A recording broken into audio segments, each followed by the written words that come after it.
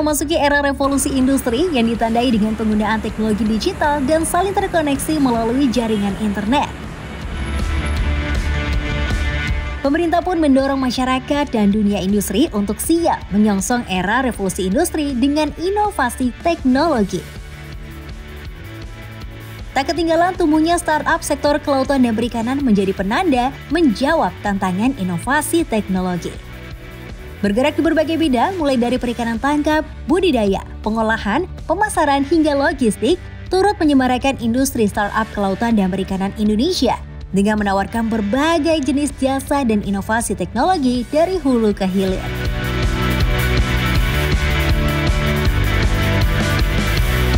Di Indonesia ada beberapa startup yang mencoba melakukan budidaya dengan cara yang baru, misalkan dengan melakukan budidaya dengan menggunakan teknologi, lebih intensif secara teknologi. Ada juga startup yang fokus di penangkapan dengan fokus menangkap ikan-ikan tertentu, jadi bukan hanya menangkap tapi menangkapnya secara tertarget ya. Ada juga startup yang mencoba mengubah cara kita membeli dan menjual ikan. Jadi memberikan visibility produk-produk apa aja yang sekarang memang sedang ada di market untuk dibeli oleh masyarakat. Ada 3 startup yang cukup signifikan di bidang kelautan dan perikanan. Saat ini di bidang penangkapan ada Aruna, di budidaya ada e-fishery, di trading ikan ada Fishlock.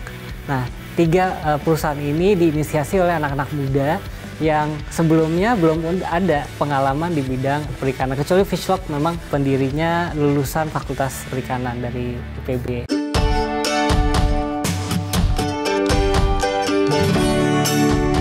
Seiring dengan perkembangan teknologi, lahirlah sebuah perusahaan rintisan yang fokus dalam menjaga supply chain hasil laut yang berkualitas, Aruna. Dibangun dengan misi yang sederhana, Aruna telah membantu para nelayan yang ada di pesisir Indonesia untuk bisa mendapatkan akses pasar yang lebih baik dan lebih optimal, tentunya dengan bantuan teknologi.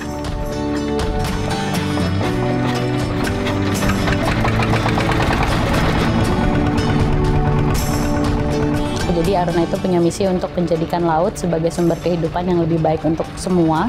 Ini kita akan capai dengan 3 cara. Yang pertama, memaksimalkan hasil produksi dari kelompok nelayan dengan cara mengembangkan aplikasi yang bisa membantu nelayan untuk mendata hasil tangkapannya. Tapi selain itu juga kita membantu memaksimalkan produktivitas nelayan dari sisi kualitas gitu. Nah, jadi dengan cara itu kemudian nelayan bukan lagi sibuk menangkap sebanyak-banyaknya, tapi mereka akan sibuk menangkap hasil-hasil produk yang berkualitas sehingga harga atau nilai yang mereka terima itu lebih besar daripada sebelumnya tanpa merusak ekosistem laut yang ada.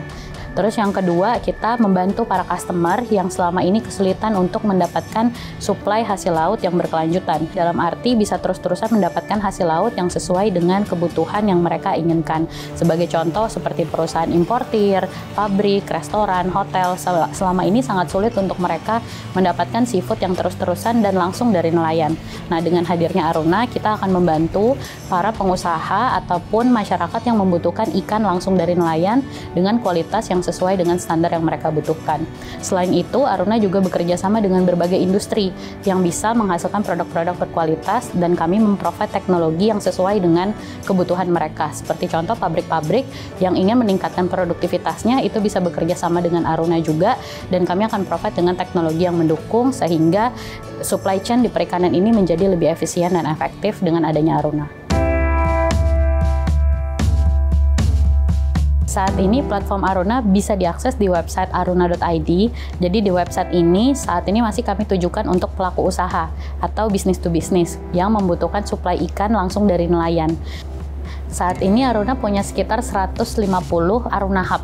Jadi kalau Aruna Hub ini adalah semacam mini processing plant yang tersebar di 27 provinsi untuk saat ini dari Sumatera sampai Papua.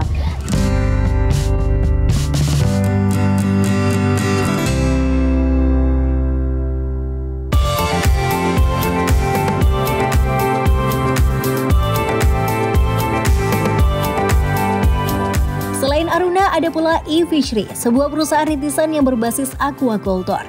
Salah satu upaya yang dilakukan para inisiator ini adalah mengaplikasikan model smart feeder dalam budidaya perikanan bernama e-feeder. Teknologi ini berhasil mendongkrak produksi komoditas perikanan bernilai ekonomis tinggi. Jadi ya bisa dibilang kita salah satu pionir lah ya untuk startup di sektor aquaculture gitu. Jadi di saat waktu itu 2013 banyak startup company fokusnya di marketplace, kemudian di e-commerce gitu kan, yang justru kita masuk nih dan berani terjun di sektor aquaculture gitu, sektor perikanan. Karena waktu itu kita believe bahwa ya Indonesia punya potensi yang besar gitu di sektor perikanan. 2/3 wilayah kita perairan gitu kan ya. Jadi itu menjadi salah satu ya kekuatan lah Indonesia bisa ya berkontribusi untuk pangan ke depan.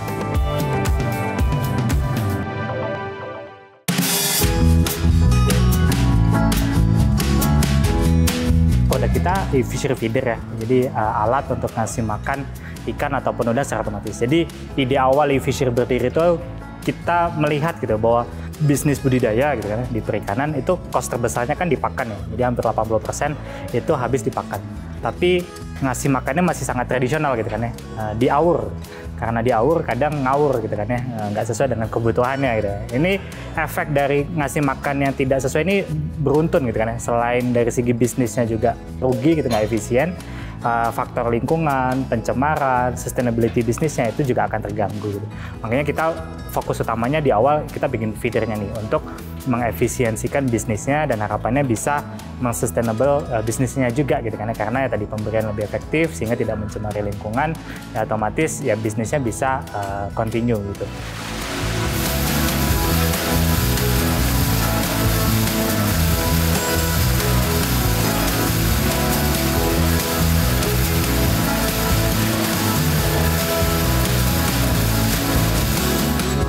Cuman ada efek samping positifnya nih yang kita tidak duga gitu ketika kita bikin fishery feeder. Jadi yang tadinya harapan kita hanya mengefisiensikan cost-nya ternyata bisa lebih produktif hasil budidayanya gitu. Jadi gambarannya yang tadinya petaninya itu satu kolam bisa panen 1 ton dengan tradisional, setelah pakai feeder bisa panen 1,5 ton ya. Nah, otomatis ada kelebihan 500 kilo gitu, 1,5 ton yang tidak bisa diserap oleh market dia sebelumnya gitu, bayar dia sebelumnya. Nah dari situ kita ngebangun marketnya. Jadi kita mencoba menghubungkan petani pembudidaya kita dengan buyer-buyer yang kita akuisisi di platform kita. Jadi setelah kita bikin feedernya, kemudian productivity-nya meningkat, kita bantu mereka untuk cari market barunya untuk menyerap kelebihan panen yang tidak diserap oleh market sebelumnya. Ya petani dapat profit lebih banyak ya. Mereka mulai memikirkan untuk expand bisnisnya untuk nambah kolam, nambah budidayanya dan sebagainya. Nah dari situ ya akhirnya kita ngebangun sisi inputnya gitu kan ya, untuk menghubungkan mereka dengan finansial institusi yang ada. Kita punya program namanya Kabayan Kasih Bayar Nanti. Jadi itu semacam pay later lah ya kalau di kita untuk para pembudidaya ikan ataupun udang. Kemudian dari sana mereka bisa membeli pakan, benih, dan segala macam kebutuhan budidayanya mereka gitu. Setelah itu ya kita bantu proses budidayanya dengan feeder, ada pendampingannya juga, ada semacam farm manajemennya juga, dan di sana. Jadi intinya awalnya kita mulai dari feeder, kemudian kita membangun end-to-end bisnisnya. Jadi mulai financingnya, kemudian kebutuhan inputnya, pakan, benih, dan lain sebagainya, proses budidayanya sampai ya outputnya gitu kan yang kita bantu jual ke buyer-buyer petaninya.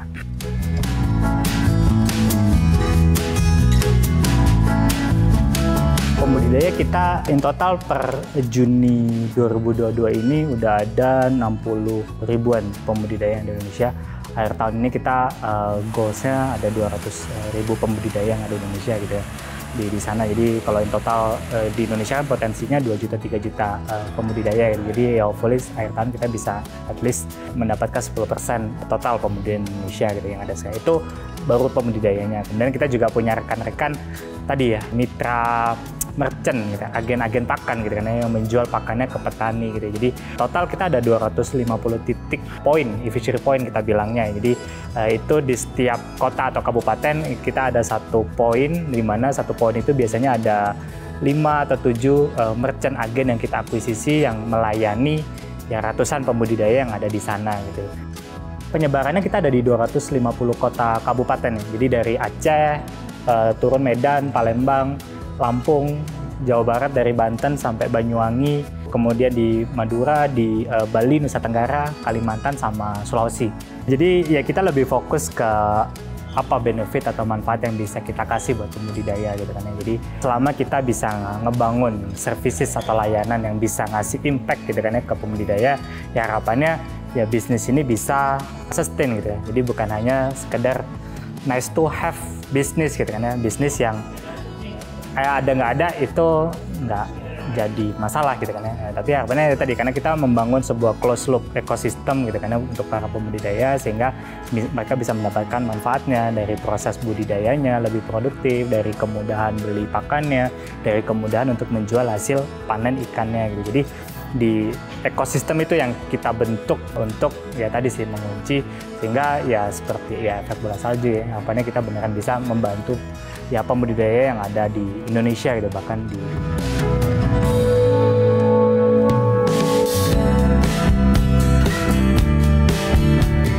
Eviseri masuk ke wilayah Kota Tasik sekitar tahun 2019. Pertama mengenalkan sebuah produk yaitu pakan otomatis yang intinya membuat pakan ikan itu secara teratur dan secara intensif makan tanpa menggunakan tangan. Awalnya Eviseri melihat potensi kolam saya. Dengan tadinya sifatnya konvensional cara pemberian pakannya, dia menyampaikan Eviseri punya produk, yaitu pakan otomatis yang bisa diatur waktu dan tonasenya. Seberapa besar kebutuhan ikan yang akan kita beri pakan. Dan yang kedua, waktu kita bisa tentukan berapa kali dalam sehari untuk memberikan sebuah pakan. Dan kita mulai banyak belajar dari teman-teman Eviseri juga, bahwa alat ini bisa disetting dari sebuah handphone yang Android. Sehingga kita tidak perlu setiap saat kebutuhan ikan itu untuk makan, kita nggak perlu nabur. Efektifnya kita mengurangi tenaga. Yang kedua, efektif sekali untuk pemberian pakan secara teratur. Dengan alat tambahan feeder ini, secara otomatis pakan yang teratur, dengan tonase yang pas, sesuai dengan perhitungan biomasa pakan, itu membuat pertumbuhan ikan lebih cepat. Secara otomatis, ikan itu akan berkembang baik sesuai dengan budidaya.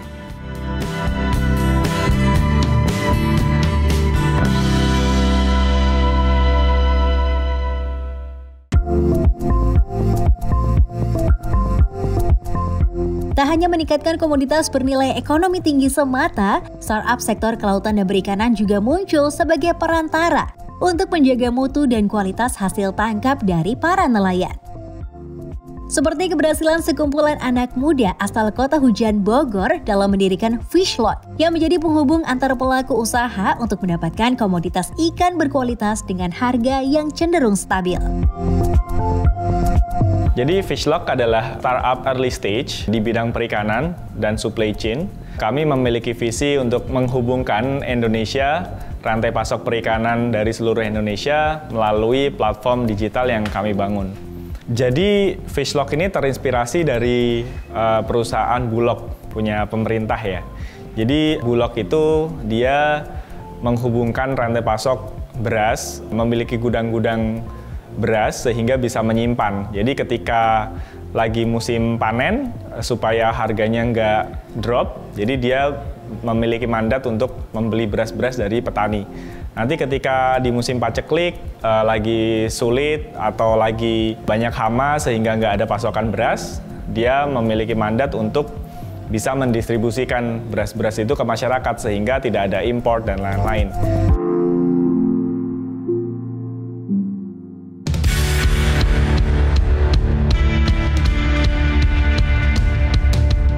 Nah, ide yang kami ambil inspirasinya sama seperti Bulog.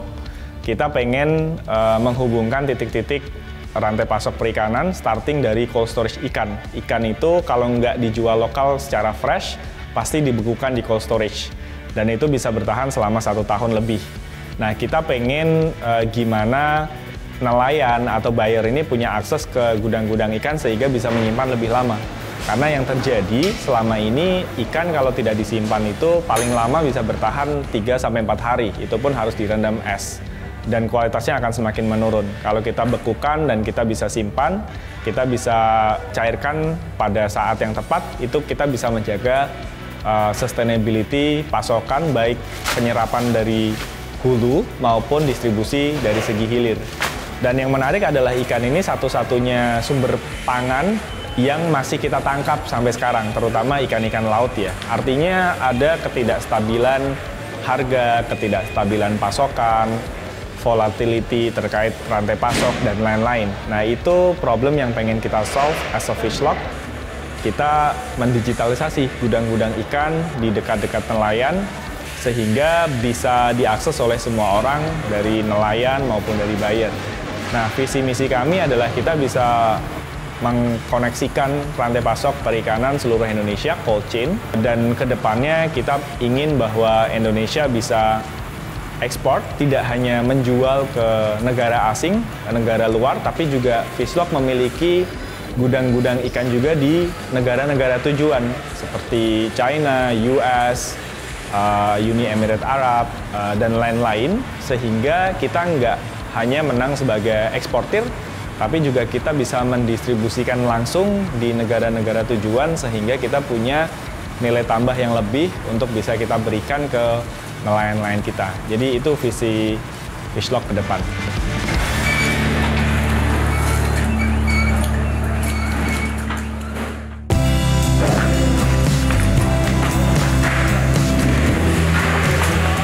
Selama ini hubungan Fishlock dengan pemerintah ya, diwakili oleh KKP, Kementerian Kelautan dan Perikanan, itu terjalin sangat baik karena kami sebagai startup, kami anak muda, baru masuk ke industri, pasti kita butuh support system ya, yang bisa mensupport secara holistik ya pasti government, KKP, regulator.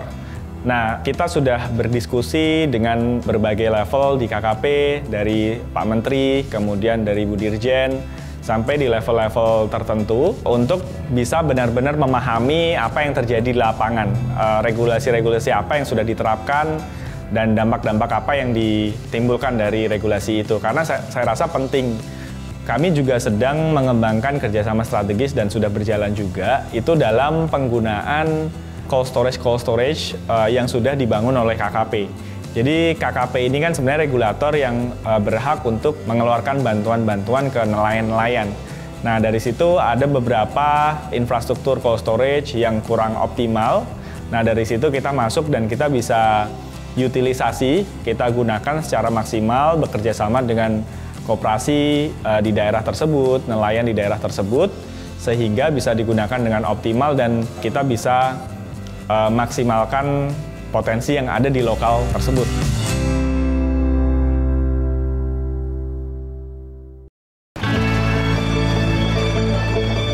Dengan potensi sumber daya yang unlimited, peluang usaha sektor kelautan dan perikanan terbuka lebar karena permintaan pasar dunia yang begitu tinggi.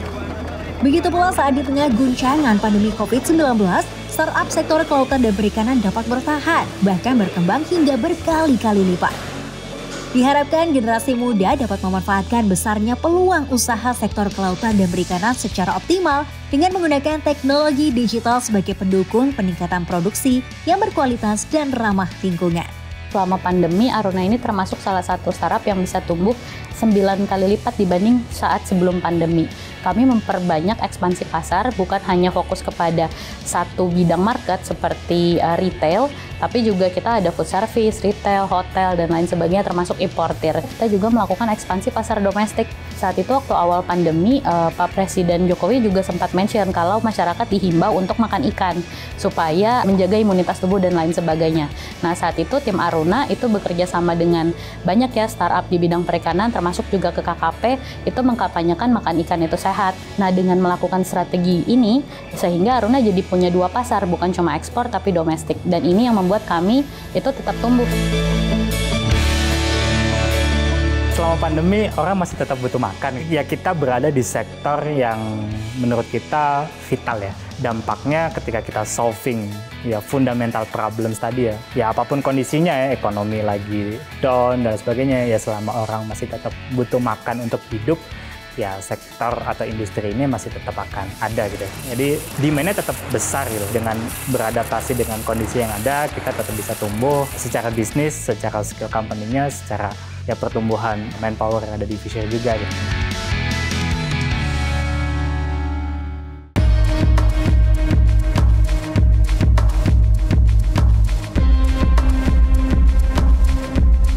Kementerian Kelautan dan Perikanan saat ini ada beberapa terobosan yang dilakukan oleh Bapak Menteri. Yang menurut saya sangat signifikan adalah fokus. Kementerian ini selama beberapa tahun terakhir mengayomi ekspor 250 spesies lebih produk perikanan dan kelautan. Nah, Kementerian Kelautan dan Perikanan di bawah kepemimpinan Bapak Menteri memfokuskan diri ke beberapa komoditas unggulan. Dukungan utama yang bisa diberikan oleh Kementerian Kelautan dan Perikanan dalam hakikatnya sebagai kementerian adalah regulasi. Kementerian ini menghasilkan produk-produk regulasi yang mendukung kelangsungan usaha, mendukung peningkatan profitabilitas dari usaha, tapi juga menjaga ekologi kita supaya bisa berkelanjutan. Jadi ini sesuai visi ekonomi biru dari Bapak Menteri dan juga Bapak Presiden Republik Indonesia. Nah, selain kita menghasilkan produk hukum, tentu banyak pelaku usaha tidak hanya startup membutuhkan kejelasan atau penjelasan langsung dari kita apa sih yang boleh dan tidak boleh dilakukan, atau mungkin ada produk hukum kita yang kurang eksplisit dalam penjelasannya. Nah, di Kementerian Kelautan dan Perikanan untuk semua pelaku usaha termasuk juga startup kita memiliki di bawah Dirjen PDS itu ada Direktur Usaha dan Investasi. Nah, Direktur Usaha dan Investasi tugasnya adalah membantu pelaku usaha di bidang kelautan dan perikanan, memberikan penjelasan sejelas-jelasnya atas berbagai produk hukum yang sudah kita produksi atau kita buat di sini, dan juga mungkin produk hukum terkait yang punya dampak terhadap bisnis pelaku usaha tersebut. Peran startup dalam meningkatkan nilai tambah ekonomi bagi para pelaku usaha perikanan dapat dikatakan signifikan. Banyak inovasi teknologi yang dikembangkan para startup yang telah terbukti mampu meningkatkan volume produksi perikanan budidaya, meningkatkan nilai produk hasil perikanan, memperluas akses pasar pangsa pasarnya, dan juga mengurangi biaya produksi secara signifikan. Sebagai salah satu contoh, e-fisheries sendiri sudah mampu mengembangkan teknologi untuk efisiensi pakan sampai dengan 30% untuk meningkatkan produksi. Berkenan untuk menempelkan sidik jarinya Pak Menteri. 3, 2, 1. Dengan demikian, maka Fisheries Millennial Startup Expo 2022 Level Up Your Digital Life secara resmi dibuka.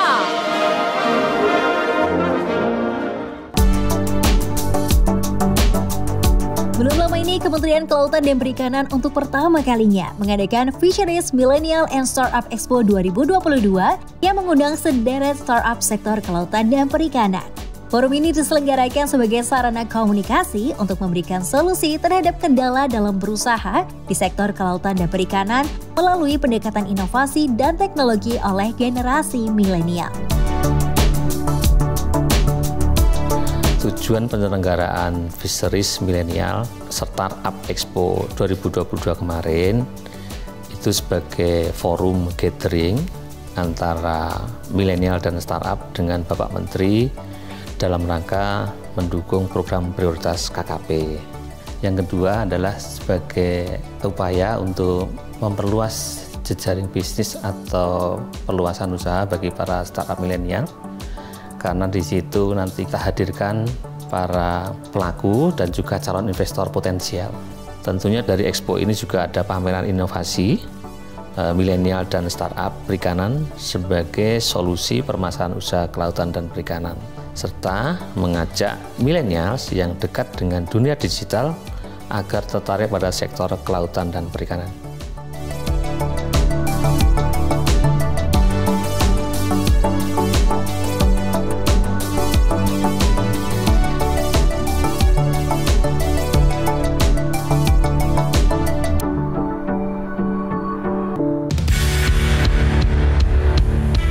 Peran startup dalam meningkatkan nilai tambah ekonomi bagi para pelaku usaha perikanan dapat dikatakan sangat signifikan.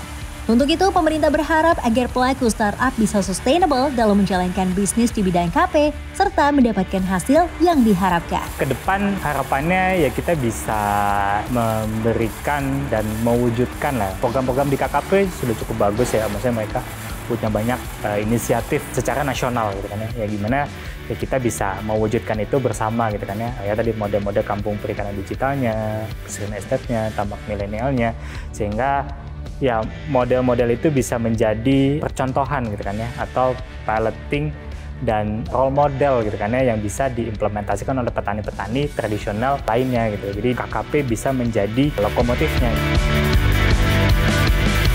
Kami memiliki harapan besar ya tentunya terhadap semua stakeholders gitu, termasuk pemerintah yang diwakili dengan KKP. Jadi harapannya kita selalu disupport, baik dari segi data, baik dari segi regulasi, baik dari segi konektivitas ke stakeholders daerah ya terutama.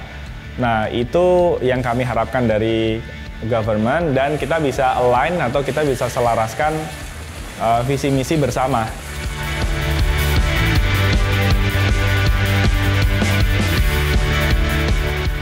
Harapannya untuk Kementerian Kelautan dan Perikanan sebenarnya satu sih, kita melihat misi kita gitu untuk membawa Indonesia ini sebagai poros maritim dunia. Kalau di Aruna kami punya target jadi poros maritim dunia di 2045. Segala apapun yang menjadi kebijakan itu bisa terus mendukung para kelompok nelayan dan juga masyarakat pesisir supaya kita produktivitasnya lebih maju. Yang kedua juga hubungan internasional ya, jadi antara Kementerian Kelautan kita dengan negara-negara lain supaya kita juga bisa dikenal dunia gitu. Jadi bukan cuma dikenal se-Indonesia tapi dikenal dunia akan potensi kemaritimannya.